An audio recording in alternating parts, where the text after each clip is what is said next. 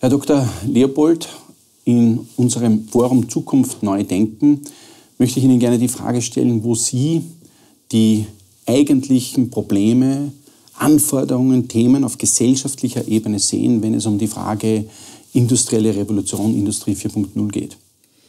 Also durch die umfassende Digitalisierung von uns, in unseren Anwendungen und in allen Lebensbereichen und durch das Internet der Dinge, es kommt auch von allen Maschinen, die miteinander nun vernetzt werden. Wir haben alle Menschen und alle Maschinen miteinander vernetzt, alles ist digitalisiert.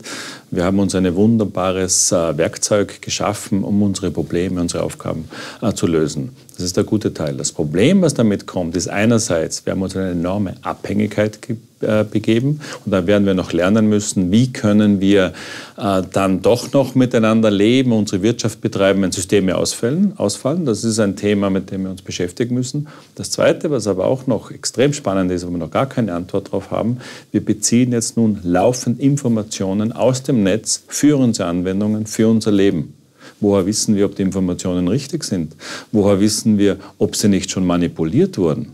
Wir kennen beliebig viele Beispiele, wo hier Cyberattacken verwendet wurden, nicht um Daten zu stehlen, nicht um Geld zu erpressen, sondern bewusst um Informationen zu fälschen.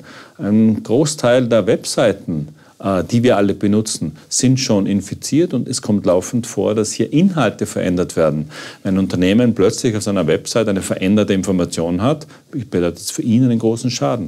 Und das geht so weit, wenn wir erleben ja machen die ersten Erfahrungen auch in Wahlprozessen, dass hier ganze Gesellschaften beeinflusst werden. Und wenn jetzt noch Maschinen dahinter kommen, die sogenannten Bots, die Nachrichten kreieren, die quasi vormachen von großer Beliebtheit oder Bekanntheit von Informationen, verlieren wir ganz das Gefühl, was ist richtig, was ist falsch. Und hier werden wir als Gesellschaft, als Personen lernen müssen, wie kann ich in Zukunft feststellen, wann ist eine Information richtig, wie kann ich sie überprüfen und wie kann ich sie am Schluss validieren, dass ich sie wirklich verwenden kann. Das wird uns vor großen Herausforderungen setzen.